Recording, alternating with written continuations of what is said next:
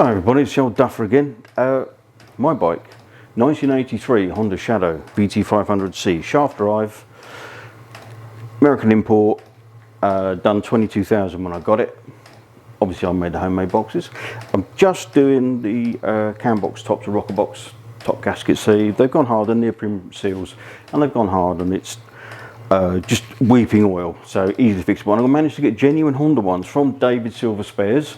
Honda don't stock them anymore, but he's got them, and they're genuine part number on. They weren't particularly expensive. The back one is an absolute pain to do. You can't get the rocker box top off with the engine in situ. You have to wiggle it around underneath. I'm also changing the plugs while I'm at it. So the front one, I'm hoping, is going to be less difficult, and hopefully get it out. It's just easier if you can get it out of the way. Well, we'll give it a go, and you can see how it's done. I mean, I wanted to just bring up a topic on older bikes. This costs 60 quid a year to insure. Okay, it's MOT and tax exempt in a couple of years because it's 39 years old this year. And as of April of their 41st year, you can register them as MOT and tax exempt. The MOT is irrelevant. If you maintain your bike, MOTs are just irrelevant. It's the nice thought of not having to pay road tax. And I actually have thought for many years that motorcycles of 500cc and below should be tax exempt anyway, to encourage people to get out of their cars and ride motorcycles. Unfortunately, the government in their wisdom have made getting a motorcycle licence for younger people ridiculously complex and off-putting, and I do wonder if that was you know, the narrative. Motorbikes are dangerous. No, they're not. People are dangerous. You know, this is no more dangerous than a loaded gun. You know, if you don't know what you're doing with it, you're going to get hurt. Simple as that. You know, bits are still available, certainly for these old Hondas, and I'm sure for a lot of the other Japanese makes as well. I put new fork stanchions in. I could have had them hard chromed and ground, but it was just cheaper, or negligible, and it was quicker, so just buy new stanchions. So I just changed it. I did the seals a lot. You know, this bike has got a lot of life left in it. An awful lot of life left in it. So, you know, buying an older bike, and if you're handy with the spanners, you know, there's no computers, there's an ignition control unit, that's it, CDI. You know, you can look after this yourself. Very, very basic, and a lot of fun to ride. You haven't got something nice and shiny that some unpleasant person's going to sort of steal, vandalise, knock over, and I've had it happen to me. I mean, I've had brand new bikes, and I've had big bikes, much bigger than 500cc. They are a complete waste of money. They eat tyres and brakes. They're not very good on fuel. You know, modern cars are so good on fuel now, and they've got a roof and a heater, having spent thousands and thousands on a modern high performance bike in the winter months. I mean, I rode, you know, when I was a younger man and my children were growing up, I rode all year round no matter what the weather, on anything I could get my hands on until I could afford, you know, newer stuff. And I did the whole gotta have a big bike thing, but to be brutally honest, you know, waste of time. And if you follow Ed at C90 Adventures, he's ridden all over the world with his girlfriend at the time, I don't know whether they're still together, on a Honda C90, and I think it's an E-Reg, which makes it 88, Honda C90. So this goes to show you don't have to have the big powerful adventure bikes if you just want to do things on a modest budget and have a lot of fun in the process, and that's what it should be about. I steer clear of motorways, and I do ride on motorways, I have to, but the wind buffeting and that, and I'm putting the screen on this one, anything above 40 mile an hour, the wind is just wretched, especially if you're riding into it or it's a crosswind, and on a dual carriage or a motorway it's really horrid. So I will put a screen on this one when I get to it, but I'm going to bring you in a bit closer and you can see what I'm going to attempt to do that front rocker box seal. And then we'll put the whole thing back together again. I did fit electric fuel pump because the diaphragm pump in the back of the tap gave up the ghost, and the replacement wasn't very good. And that is excellent because it ticks, it pressurizes the carbs, and then as you use fuel it just ticks every now and again. But when you run out of fuel or need to go to reserve, because obviously this doesn't have a fuel gauge, it starts to rattle away like a machine gun, which you can feel through the frame. So you can flick over to reserve before the embarrassing moment of and it dies on you in the outside lane when you're overtaking a truck. And anybody who's ridden a motorcycle will have had that happen to them more than once, I'm sure.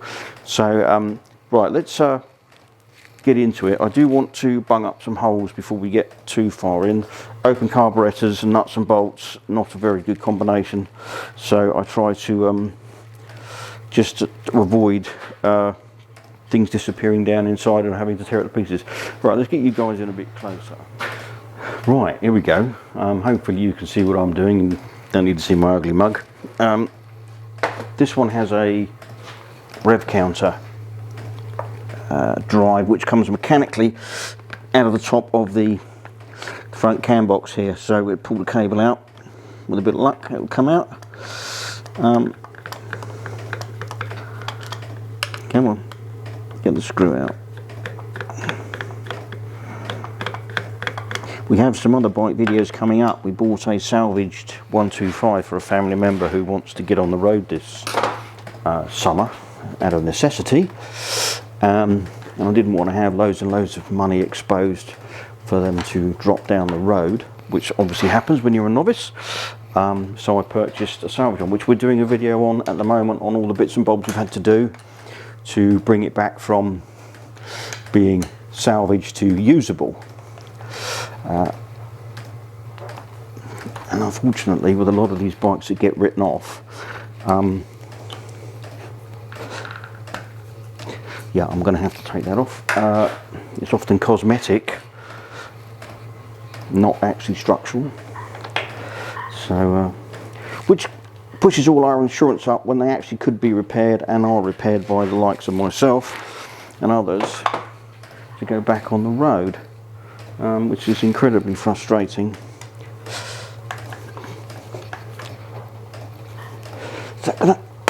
Yes, it is going to come undone. I'm hoping not to have to move the ignition cords. I'm being lazy, but I've also got new rubbers to go underneath the nuts that hold the cam box on. It is only these two. So they're all a bit wet on the wrong side, as they say. So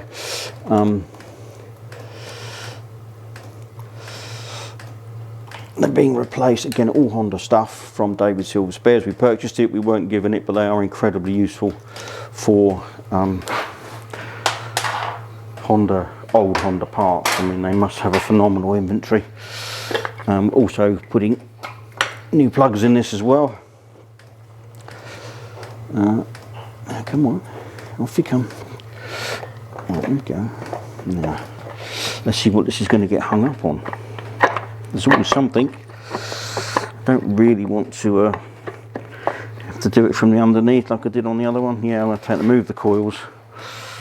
No great surprise there. And the coil fixing bolt is under this plastic cover.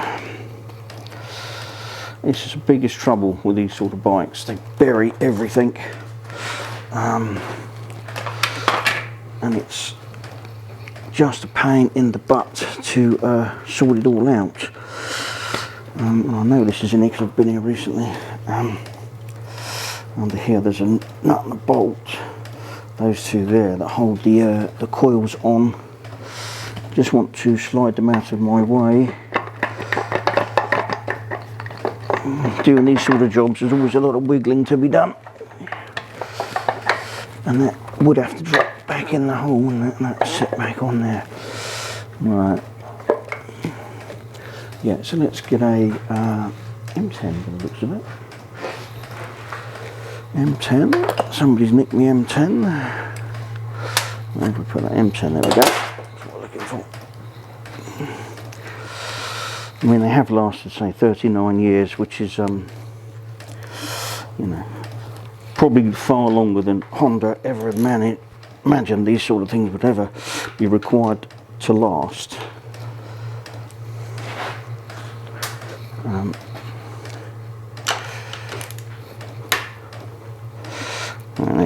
See the coils moving. I'm hoping, you know, it's all not going to wiggle out where I want it to.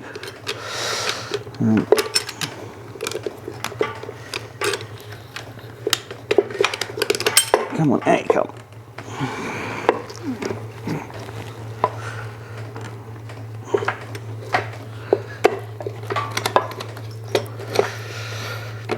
Just need that to might have to take the back bracket off the coil as well, just to get it to come past where we need it to.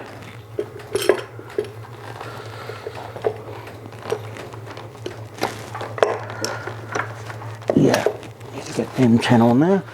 I need an M10 spanner. Did I bring an M10 spanner in? Stupid boy. No, I didn't. Right.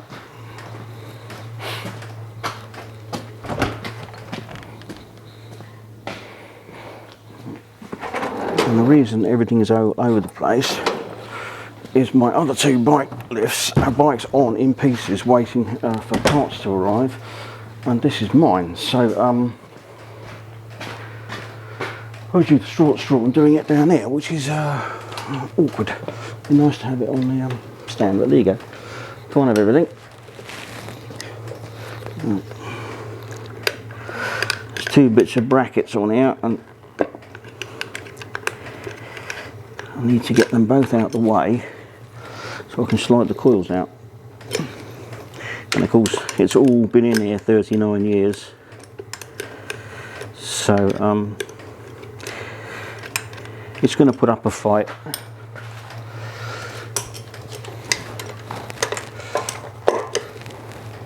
The monkey. Right, so all cleaned up, ready to go. There you go, genuine Honda parts. After all these years, quite amazing, really. It only goes one way. You can't get it wrong. The only thing you've got to watch out for, this, I'll get it in front of the camera, this bit here has like little sort of holes that sit either side of that breather port there, and they get stuck. So what I'm going to do, what I did on the other side, again I'm going to use just a small amount, and I mean a small amount, of the old RTV as a glue, just to stick it together, to hold it while we're putting it together. Once you've got it together, it's no longer required. I have the same trouble with the other side. Once it's all in place, it's fine. And the other place I want to use a little bit of RTV is where you can't really see it, but there's a rev counter drive that has a rubber seal on it that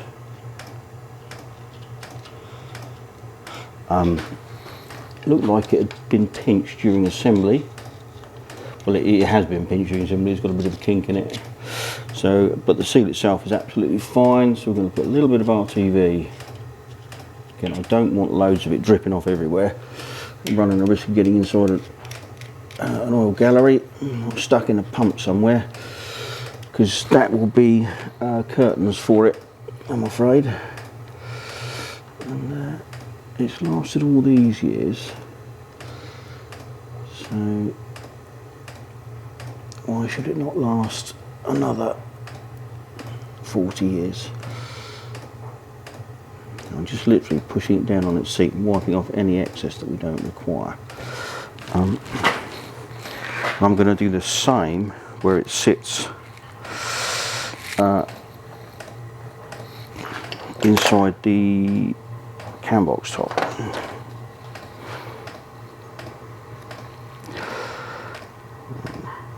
A little bit goes a long way. I know you can't see what I'm doing, but it's difficult to show. I'll bring it over to the camera so you can see what I'm doing. So I'm using it more as an adhesive than a sealer.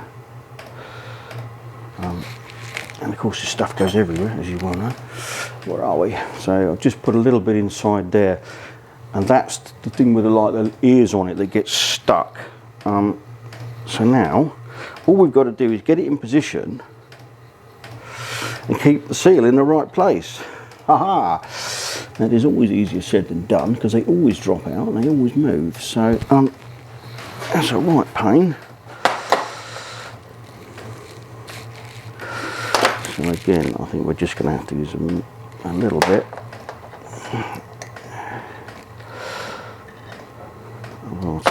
Just in certain areas as a glue rather than a sealer, just to stop it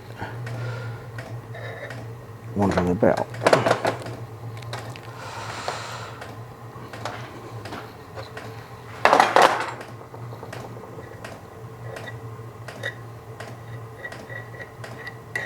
Right.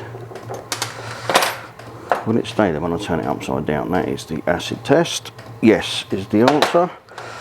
That's all we need to do.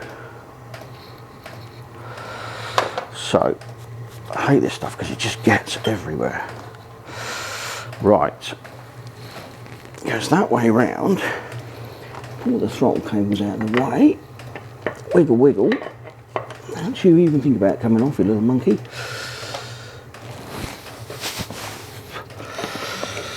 All jazz. Fat head in way.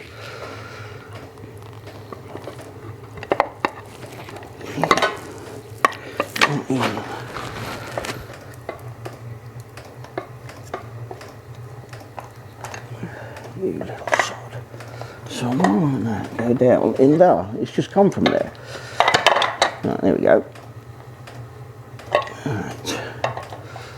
It's just, even though I put a bit of RTV on, and I did use it sparingly, I will admit, I don't like the stuff. You're not buttering toast with it. You know, that should then sit in there. Like that.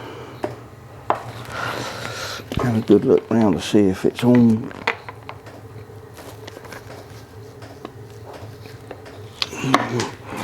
Right, let's get a torch. Now you've seen lots of my fat bald head.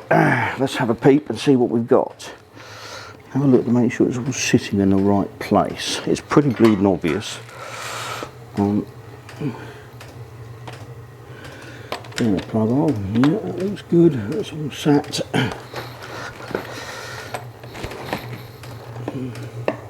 Yep, that looks good. Right. I literally have, again, two new rubber doofers for the securing bolts.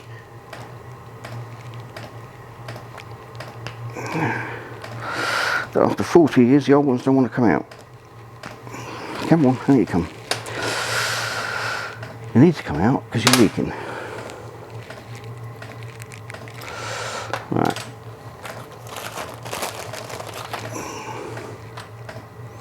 That one there.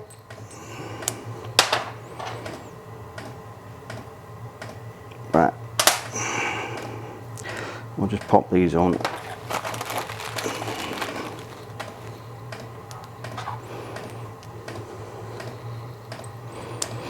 That's that. Stick that back where it came from. And it will self-center and find its own position. Says he. Get the Allen key. And there's no point swinging on it like a gorilla because you're only holding down in two places. It's a nip because you're screwing into alley to start with. It doesn't matter how tight you pull it down. If the seal's not in the right place or it's not perfectly flat, it won't seal anyway. So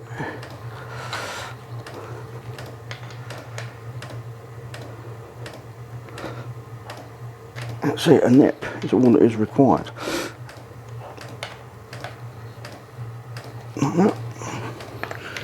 Fat head in here. That's it. And then have a quick visual check to make sure that nothing's popped out of where it shouldn't have been. And wipe off any excess goop that we don't like. That looks very good all in there. Yeah, that looks good.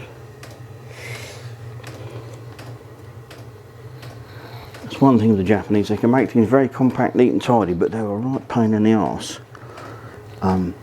when you need to get at it. So there we have it. I will get the thing button back up and get you guys back in when we're at that. Right, there you go, all back together. Really just fiddly and boring. It wasn't worth videoing it. But I know this sort of bike isn't everybody's cup of tea, you know, personal choice. But think about it. You get a classic bike. This has got electronic ignition. This has got 3 valves per cylinder, 2 plugs per cylinder. So it's not dated technology, it's electric start. You know, because it's a big engine to kick over. This returns 60 to the gallon bombing around local. I haven't tried it on, you know, a long trip yet, which I hope to do this year. Hence I want to do my oil leaks. You you know, and I think it stands me £1,000 on the road, done. You know, there are other bikes of this period and era, 80s into 90s, that are really good bikes that you could purchase if you're a bit handy with the spanners or know someone that is. You know, obviously you can do it yourself, save yourself a bob or two. But you can have something really interesting that nobody else has got, and you can afford to run it, and it's not going to break the bank. I mean, I know I'm an old duffer, and I've been riding bikes since I was, you know, 10 years old, but I've had insurance all my life, so it's 60 quid a year fully comp, social, domestic and pleasure, and running to and from, you know, permanent place of work. So, you know, I can use it every day, all year round if I wanted to. There's no mileage restrictions on it. So just something to think about, you know, instead of selling the soul to the devil and financing it like we've all done, and, you know, not all that shines is gold, as they say, and many a good tune can be played on an old fiddle. And this purrs like a clock. It really, really purrs when it's running along. And I like shaft drive. I've had shaft drive for years, especially in the winter. You've got a chain and sprockets to mess about. So there you go. I'm now going to road test this and see where we go. But we've got a little 125, which project we're doing for a family member who's never ridden in their life before. So we'll get that on video, what we've had to do to it and why we've done it. And we'll see you in the next one.